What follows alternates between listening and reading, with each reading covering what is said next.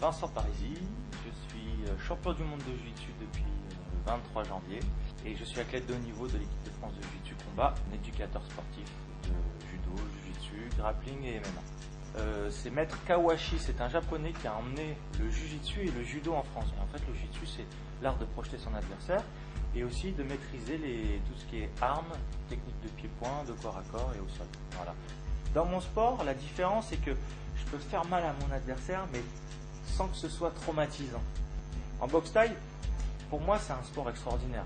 C'est peut-être le sport le plus dur, parce que justement, tu dois taper tout le corps de ton adversaire. Qui dit impact, dit blessure, tu vois, traumatisme. Dans mon sport, qui est un sport très technique, eh ben, ça te demande de maîtriser ton adversaire sans le blesser. C'est ça qui est plus dur pour moi.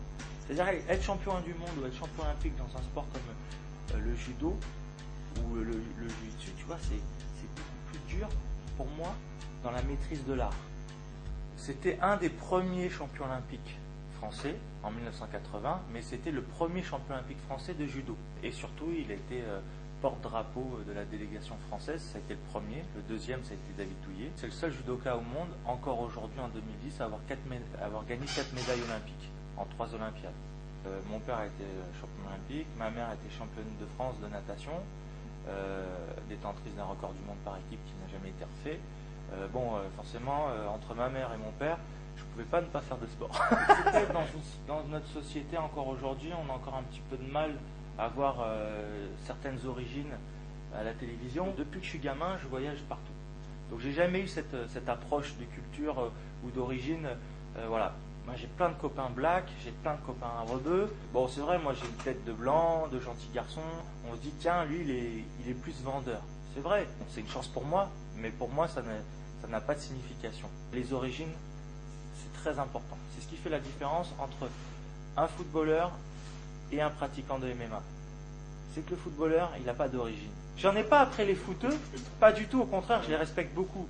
Mais dans le foot, tu gagnes beaucoup d'argent, tu es beaucoup médiatisé, et tu n'es pas un aussi grand champion qu'un boxeur qui monte sur un ring.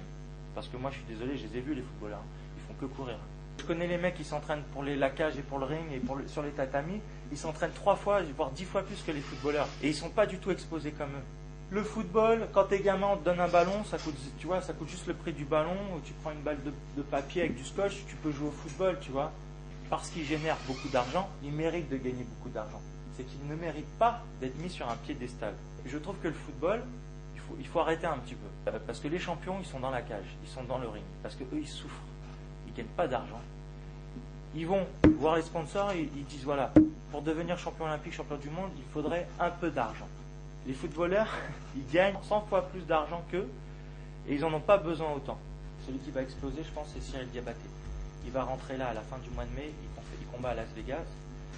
Pour moi, c'est un garçon qui a tout le talent pour y arriver. Pourquoi ? Parce qu'il est complet. Donc je me dis que s'il arrive à avoir la condition physique qu'il faut, la préparation physique qu'il faut, c'est obligé qu'il prenne la ceinture d'ici 1 an. Le vice, il existe partout. Mais la ligne directrice, c'est l'esprit. Et l'esprit, ils ont toujours tout fait pour garder, conserver l'image du sport intacte. Bon, spécial dédicace pour Mobipod. Surtout, c'est un site qu'il faut visiter parce que s'il y a des mecs comme moi qui sont... Non, je déconne, non, il ne faut pas m'écouter.